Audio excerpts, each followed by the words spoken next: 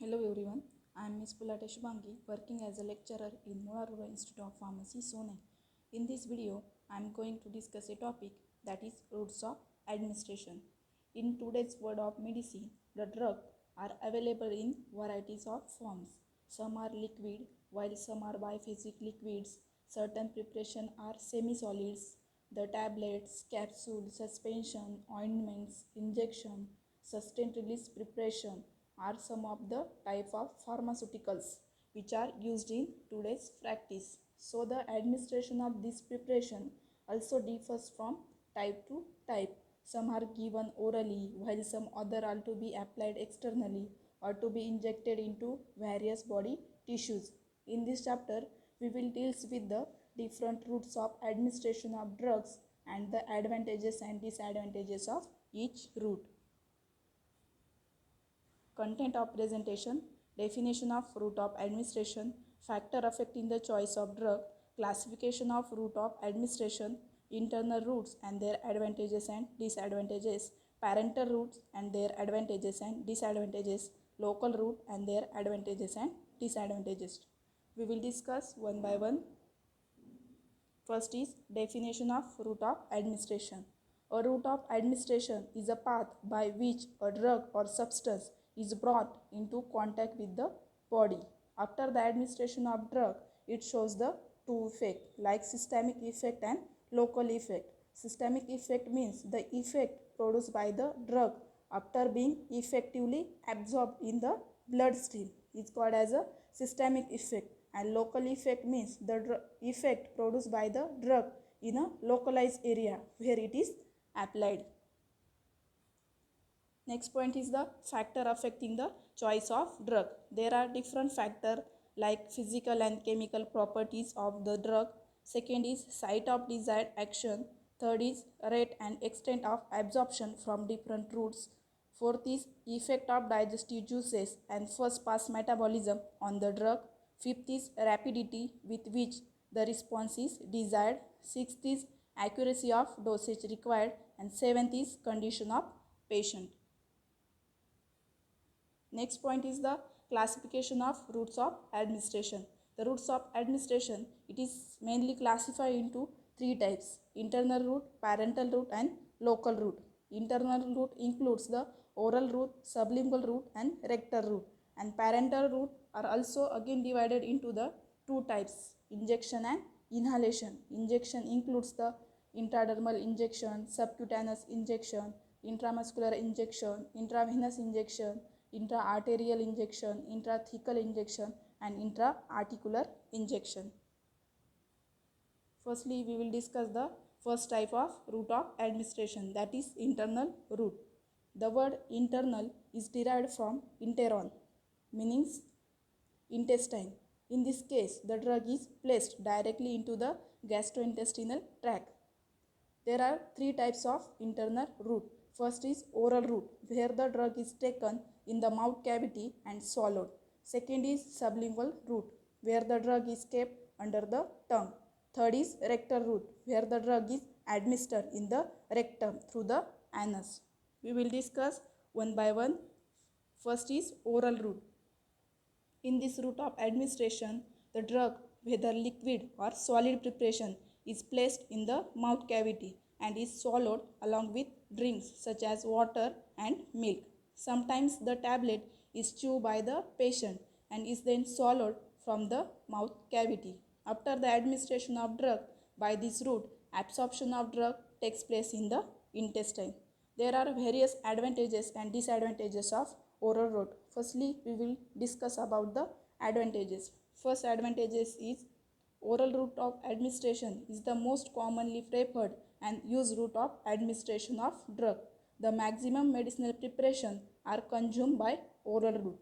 Next advantages is as no special skill is essential, the route is very convenient and economical from the infants up to the aged patient. Next advantages is the drug to be utilized by this route needs no complicated processes such as sterilization. Next point is the disadvantages of oral route. The oral route is widely used in the medicinal field. It also has a certain limitation. for its use in some emergency cases. Second disadvantages is it is not useful in the cases of unconscious and uncooperative patient. Next is also the patient showing the symptoms of vomiting and diarrhea cannot be consumed the drugs by the oral route. Next disadvantages is certain preparation undergo the degradation in the gastrointestinal tract. So the such type of preparation, for example insulin, cannot be given by oral route in order to avoid their degradation by the digestive juices. Next disadvantages is after the oral administration, certain drugs like testosterone are destroyed in the liver cell. Next is as the onset of action is administered by the oral route is up to 3 to 4 hours and the oral route is not useful in the clinical emergencies. The common dosage form for the oral administration are tablet, capsule, liquids, solution, suspension, syrup and elixir. Second route of administration is the sublingual route. In this case, the tablet of medicament is to be placed below the tongue and is allowed to dissolve in the mouth cavity. So the active medicament get absorbed through the buccal mucous membrane. The absorbed material is then directly passed into the systemic circulation. There are various advantages and disadvantages of sublingual route. Advantages, first advantages is as this route shows the rapid onset of action and it is useful in medical emergency cases such as angina pectoris and heart attack. Next advantages is the adverse effect of the drug can be prevented simply by the spitting the tablet and also the drug effect can be effectively terminated by spitting of tablet. Next advantages is as the drug directly reaches in the systemic circulation, the degradation of drug in the stomach is avoided. Next advantages is also the inactivation of the drug in the liver is avoided as the drug bypasses the portal circulation before reaching to the blood. The disadvantages of sublingual route. The only disadvantages of this route is that the drug having the direct or the toxic effect on heart should be administered by taking the utmost care to avoid any such effect. Third route is the rectal route. This route involves the administration of liquid medicament into the rectum. The enemas and suppository are administered by the rectal route. There are two types of enema. First is evacuant enema and second is retention enema. In evacuant enema, it is employed to remove the fecal matters. It also used to remove the flatulencies. Flatulencies means the accumulation of the gases in the alimentary canal. The maximum quantity of fluid administered at a time is about the 600 ml. For example is soap water in a rectum. The water it is administered to stimulate the rectum by distension while soap lubricate the pathway. This type of enemas is utilized before the surgical operation and the investigation of the gastrointestinal tract by X-rays and as it is evacuate the bowel and it is termed as a evacuant enema. Second is retention enema. In retention enema, the administered fluid contain a medicament which is retained in the rectum. So the medicaments acts locally as a prednisolone enema. In this case, the quantity of fluid administered is about 100 to 120 ml. The advantages of rectal route, first is bypass liver. Some of the veins draining the rectum leads directly to the general circulation, thus bypassing the liver and reduce the first pass effect by 50%. And second is this route may be most useful for patient which unable to take the drug orally or with younger children or in person feeling nausea and vomiting. For example is diazepam, paracetamol, ergotamine and indomethacin. Disadvantages of rectal route. Psychological patient may be embarrassed and dislike this way. Next disadvantages is irritation of mucosa and inflammation may occur with repeated use. And in emergency cases, this route shows the slow onset of action. And last disadvantages is absorption unreliable, especially if rectum is full of fecal matter. Second type of route of administration is parental route. The parental route includes the route of administration of drug other than the alimentary tract. In Latin word, the para means beyond and enteron means intestine. So in this case, the parental route is a drug in the form of solution or suspension is either injected in the body with the help of hollow needle and a syringe, or in some cases drug in the form of vapor or fine droplet are inhaled in the respiratory tract.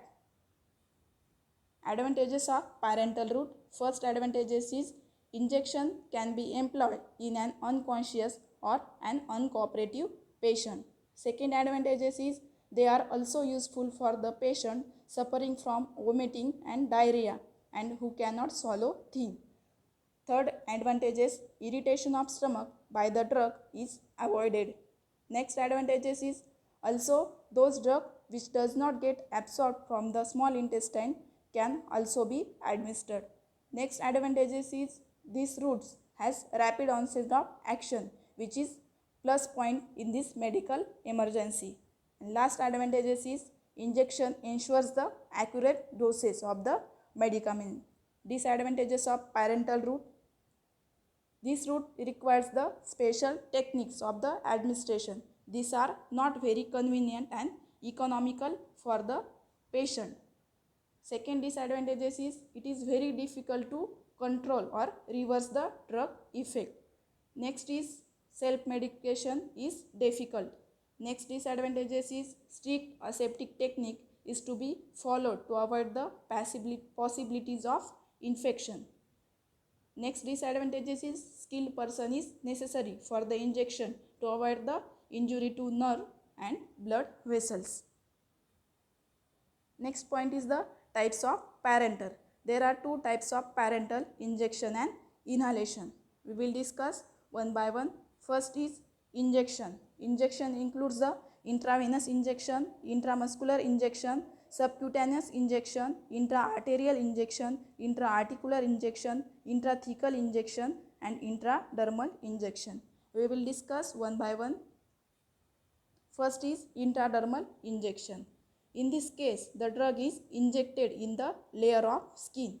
Only a small quantity of drug can be administered by this route and the injection is painful. This route is used for detecting the allergy to the drugs. For example, is penicillin is injected intradermally to observe the allergic reaction, and also the vaccine are administered by the intradermal route. For example, is BCG vaccine and smallpox vaccine.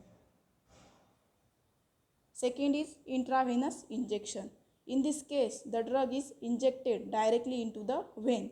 By this route, the drug produces the rapid action and desired blood concentration of the drug is obtained by a definite dose. This route is useful for irritation and hypertonic solution. The drugs with oily vehicle or those precipitating the blood constituent should not be given by this route. Drug should not be injected into the bloodstream unless it is specifically indicated to do so. The advantages of intravenous route. There are various advantages like the onset of action of drug is very rapid. So this route is effective in emergency cases. The appropriate time for the onset of action is found to be 15 seconds. Next advantages is large quantities of drug can be administered by this route. So it is useful for administration of normal saline solution. Next advantages is the irritating as well as hypertonic solution can be administered intravenously because the drug is immediately diluted by the blood stream. Next advantages is the desired blood concentration of the drug can be obtained accurately and immediately, which is not possible to achieve by any other route. Next point is the disadvantages of intravenous route. Only disadvantages of intravenous route is that the only aqueous solution can be given by this route. Next is intramuscular route. In case of intramuscular route, the drug is injected into the muscle tissues. The drug administered by the intramuscular route includes the soluble substances, mild irritants, suspension, and colloids. The absorption is fairly uniform and even rapid as compared to the subcutaneous injection. The volume of injection should be up to the 10 ml. The advantages of intramuscular injection. First advantages is mild irritants, suspension, colloids, and injection with insoluble oily bases can be administered by this route. Next advantages is this route also ensures uniform and slow absorption of drugs, which includes the drug with low solubility as well as in penicillin preparation. The disadvantages of intramuscular route: if proper care is not taken, there is the possibility of injury to the nerve. Next disadvantages is injected drug may produce the local pain and abscess formation. Third disadvantages is total volume of drug injected is restricted up to the 10 ml. Next disadvantages is certain intramuscular injection needs more time for the absorption as compared to the oral administration. For example is intramuscular injection of diazepam, digoxin, and phenytoin. Next route is the subcutaneous route. In case of subcutaneous route, the drugs are injected below the skin. Only non-irritant substances can be injected by this route. There is a slow absorption of drug in this route as compared to the intravenous and intramuscular injection, but the drug action is well sustained and uniform as compared to the other route. Next is the intra-arterial injection. In this type of injection, a drug is injected directly into the artery. This leads to the localization of drug effect in a particular organ or tissues. The anti-cancer agent are given by the intra-arterial route. This route is also used for diagnostic studies and for injection of some anti-malignancy drug.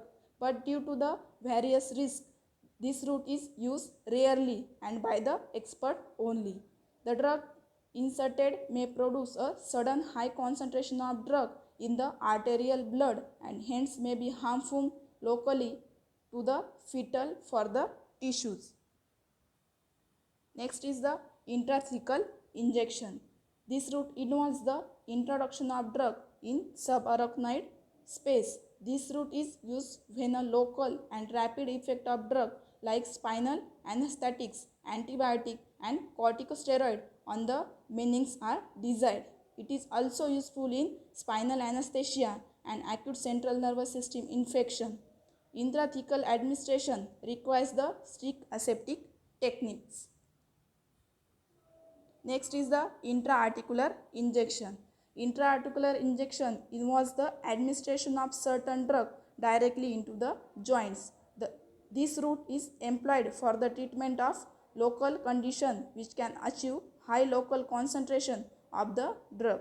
For example, hydrocortisone is given by this route in the treatment of rheumatoid arthritis. Next is the inhalational route. In case of inhalational route, the drug may be administered as aerosol system or in the form of vapors. Certain drugs may be spread in the form of minute droplets which are deposited over the mucous membrane. So, this producing the local effect. The best example of this type of inhalational route is the adrenaline spray, which is used in treatment of bronchial asthma.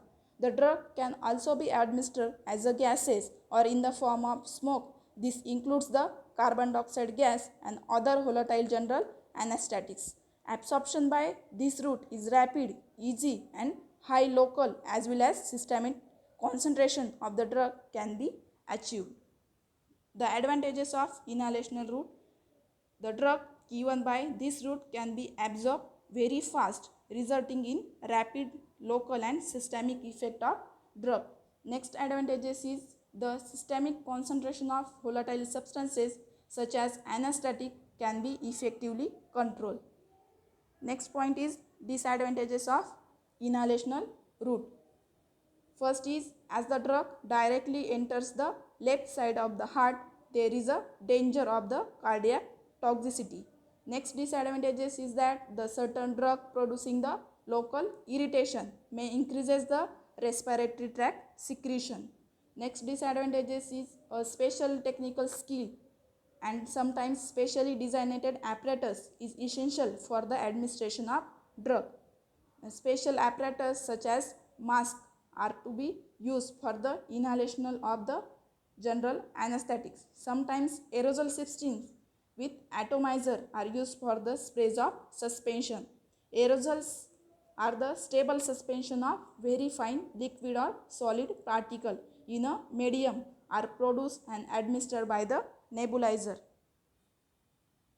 Next route is the local route. These preparations are meant for their action at the site of application.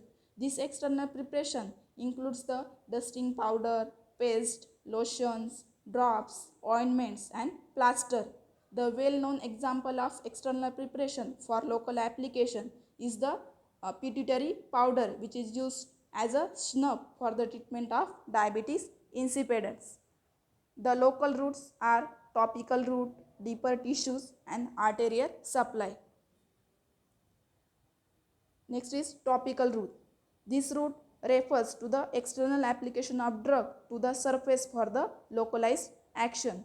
The dosage form for the topical administration includes for skin like creams, ointments, lotions, gels, transdermal patches and discs. For eyes or ear includes the solution, suspension and ointment. And last is nose and lungs, which includes the sprays and powders. Next is the deeper tissues. The drug is in the such a state that absorption is slow and systemic absorption is minimal. For example is hydrocortisone acetate in the knee joint injection. Next is arterial supply. Local but parental route attained by the drug with minimal systemic absorption. For example, intraarterial injection for contrast media in angiography, and second is anti-cancer drug in femoral artery to localize the malignancy in limbs. Thank you.